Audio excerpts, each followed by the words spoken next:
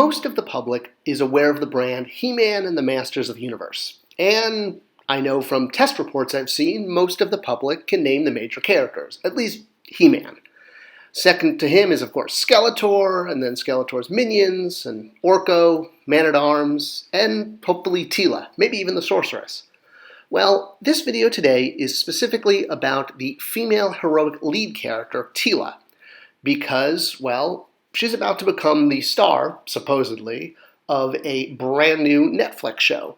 And if she's going to star in the show, it's probably important to reintroduce her to the public at large and the many different forms she's had, from sex symbol to snake symbol.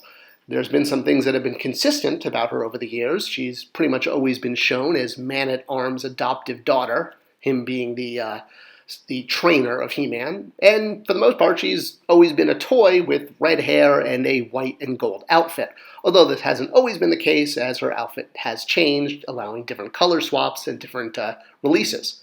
But again, now that Masters of the Universe Revelation is coming out to Netflix, and there have been tons of rumors flying around that not only is she going to take over as the lead for the show, but her character is going to change a little bit. She'll be voiced in the show by Buffy the Vampire Slayer herself, Sarah Michelle Gellar, which is a cool choice, and they do have quite an all-star cast for this show, spending quite a lot on voice talent, but that's always impressive, and it makes for quite a awesome show. And visually, she starts off definitely quite buff, and I mean, she is a warrior, and she's seen as a warrior running with other members of the Masters of the Universe. But from some of the other art that's been shown, she kind of changes her look. She shaves half of her head, and she is seen hanging around Lieutenant Andra there, which, if you're anything like me, when I say Lieutenant Andra, you immediately think of Captain Crunch and yummy, yummy crunch berries.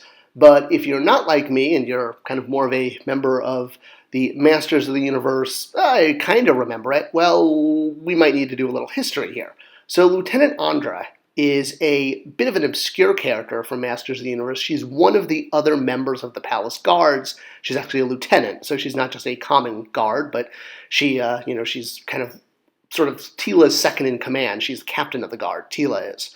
And she's been pretty popular with the fans over the years. While she never had an official figure, quite a few fans have made customs of her because, hey, cool fighting female warriors are an awesome thing.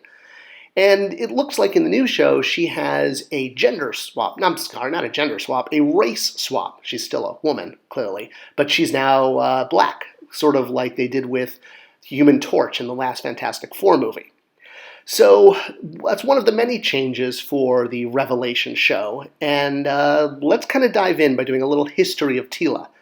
So she started off both not as one, but two characters. She was the warrior, which is seen here in the early concept art, and she was also the goddess. So you're probably thinking, well, that's weird. Why would she be two different characters? Well, that's because it was a boys' line, and you could easily have one tooled character simply by wearing or not wearing the snake armor. So without the armor, Teela.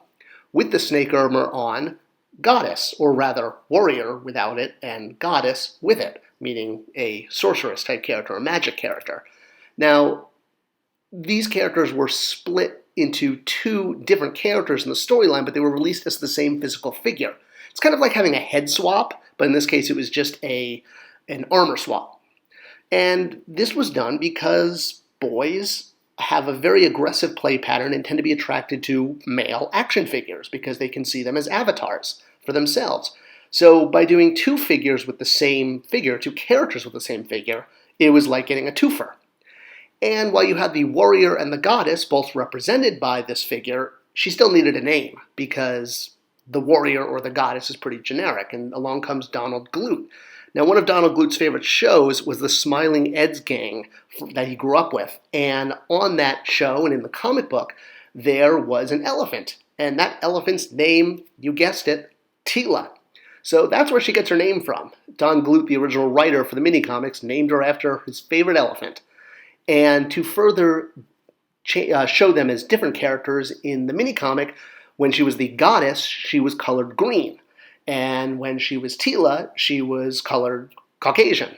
and didn't have the snake armor. So this way, you had two different characters represented by the same toy. All of this was kind of pulled together in the Tale of Teela mini-comic, where we learn that Skeletor wants to marry the sorceress, or the goddess, but because he can't get to her, he decides he will just magically clone her and raise the child to be his future wife. Yeah, that's kind of icky. And eventually, the two characters, the baby and the mother, the clone baby, who's now grown up, become one, and then separate, and then become one again, and then separate. And yeah, comics are weird. But the point is, that was the way they could explain how the same action figure represented two different characters. And like I said, it was like a head swap, but in this case, an armor swap. So Man-at-Arms was always the character that was going to raise the baby as his own. So she is his adopted daughter, Man-at-Arms being the trainer of Prince Adam and He-Man, but also the adopted father of Teela. Her mother, whether it's cloned or biological, depending on the storyline, has always been the sorceress. So Teela is destined to become the new sorceress, and this was very much set up in both Filmation and 2000X, where the sorceress is watching over her, and in many ways Teela starts to develop sorceress-like powers, especially when she has a blood transfusion in 2000X. Alright, so if the sorceress is her mother, who is her father, if it's not a, cloning thing, which was really only in that one mini-comic? Well, her father, biologically, is Fisto. Fisto is Man-at-Arms' brother, and this was only hinted at in the 2000X series, but on the official family tree that Mattel and Mike Young put out, it's made clear that Fisto and the sorceress are married, and Teela is their biological daughter, raised by Man-at-Arms. The hint in the Filmation, 2000X, was when you see the sorceress with this bandaged warrior, and eventually it'll be revealed that that was Fisto. Alright, so that's the old shows, Filmation and 2000X. What about in Revelation? Well, it appears she's going to have a very different role and kind of a very different look. She's obviously had many looks in the past, and she's been both, kind of a warrior and a teenage sidekick and a love interest for Adam/He-Man. Well, it looks like she may have a different love interest in this show, and the rumors are it'll be Lieutenant Andra, who not only has a race swap, but perhaps a sexual orientation swap too. That's not confirmed yet, but it looks like that's kind of where they're going. And that's sort of what Teela's all about. She's always been about change. I mean, she's gone from many different looks, although she's never really had a relationship with Lieutenant Andra in this way. Maybe that is where the show is going. But I think the most important thing to remember, no matter what happens to Teela, is that she was named after an elephant.